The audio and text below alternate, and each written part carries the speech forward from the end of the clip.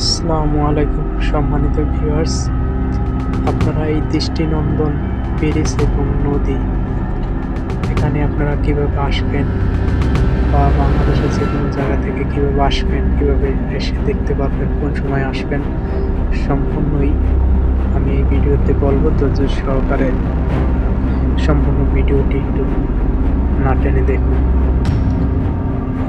দৃষ্টিনন্দন সবুজে ঘেরা নদীর তীর ঘেঁষে গ্রাম এবং গাছপালা, আর এই নদীর উপর দিয়েই তেমন বড় না, মাঝারি ধরনের ব্রিজ, এবং এই ব্রিজের উপর দিয়ে বিভিন্ন ধরনের গাড়ি চলাফেরা করে।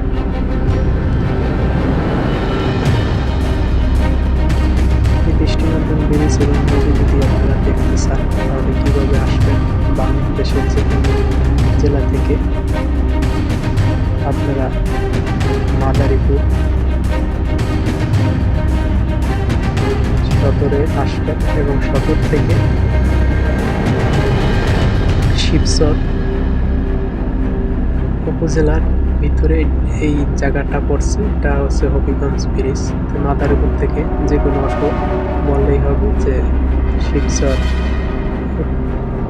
হবিগঞ্জ ব্রিজ যাব, তাহলেই অটো বা সিএনজি চলে আসবে, যেখানে কেউ চিনবে আর কি, তাহলে চলে আসতে পারবেন এই হবিগঞ্জ ব্রিজ। আর যদি আসার সময় সকালের দিকে আসলে তেমন সুবিধা হবে না, যদি বিকেলের দিকে আসেন, সবাই বিকেলেই ঘুরতে আসে। বিশেষ করে সবচেয়ে বেশি মানুষ হয় বৃহস্পতিবার এবং শুক্রবার।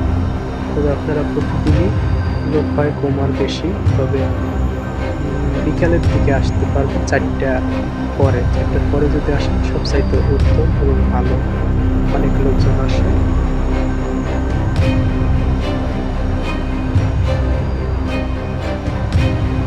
একেবারে সম্পূর্ণ গ্রামের ভিতরে এই নদীটি এবং ব্রিজটি অসাধারণ, চতুর্দিকে অসাধারণ ভিউ, সবুজে ঘেরা সম্পূর্ণ।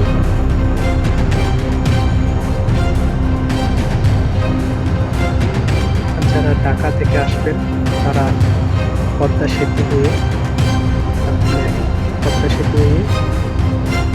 শিবচর পাঁচশর মেন রোডে নামলে এখান থেকে সিএনজি বা অটোতে করে চলে আসতে পারবেন হবিগঞ্জ ব্রিজ।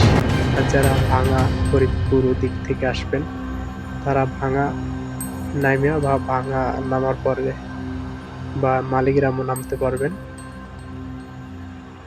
ওদিক থেকে আবার সরাসরি আসলে আবার এই আপনি পাঁচশরও নামতে পারবেন।